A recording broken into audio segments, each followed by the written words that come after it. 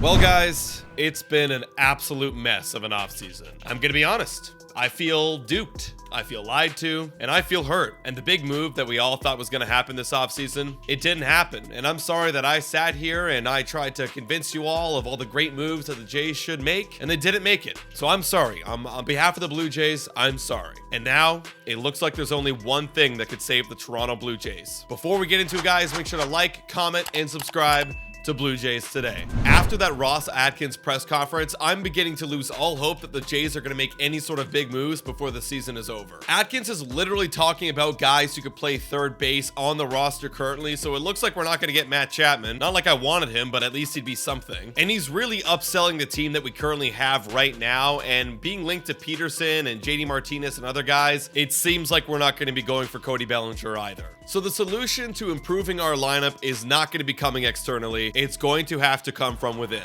And this is a huge blow considering we lost Brandon Belt, Whit Merrifield, and Matt Chapman. So you already have three guys there that you were servicing every day when possible. And now you're asking for the guys on your current roster to make up for all that production. That's a lot of missing offensive war that we're asking for here. And it's not like we have any minor leaguers lined up and poised to break out in 2024. I know I keep talking about Addison Barger and Orelvis Martinez, but with IKF coming to the team, I mean, there's just too many mouths to feed. How could you possibly get a breakout for one of these guys? So where the hell are the Blue Jays going to make up for all this lost offense? Look, I know it's easy for me to sit here and say, oh yeah, they'll just have to play better.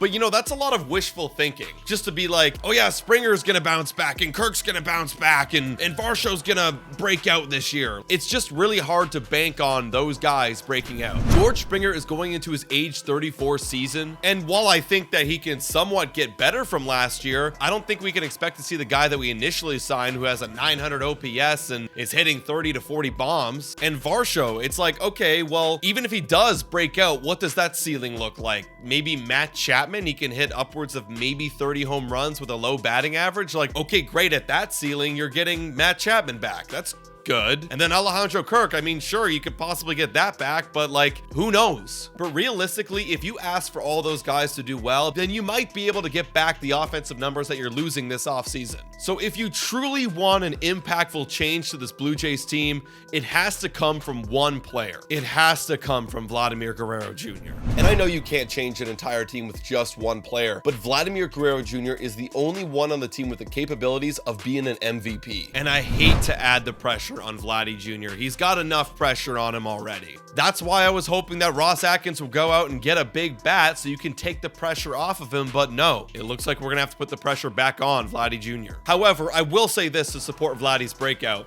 I think out of anybody on the current Blue Jays roster, he definitely has the best chance for a big year in 2024. Time for a quick shout out to Betway. Betway is the best place to make all of your sports bets on all of your favorite teams. Betway is also in collaboration with iGaming Ontario. Must be 19 years older to participate. And guys, please bet responsibly. Now, back to the content. We all know that Vladdy's 2023 season was a very weird one to watch, because when you look at all of his expected numbers on Baseball Savant, they look very, very good. Like, this guy should look like he's hitting an 850 to a 900 OPS any given year. But then you look at his actual slash line and it falls way below than what we were expecting. And all season we were trying to figure out what was wrong with Vladimir Guerrero Jr. Some people pointed to the fact that he's chasing pitches out of the zone, and yes, while he is chasing more than he usually does out of any given year, this was actually his best year for strikeout percentage. And if you want to talk about runners in scoring position, Vladdy was actually one of the best on the team last year. With runners in scoring position and 2 outs, this guy hit a 349 batting average with an OPS of 984. And I know I tossed out a theory last summer about him not getting enough backspin on the baseballs,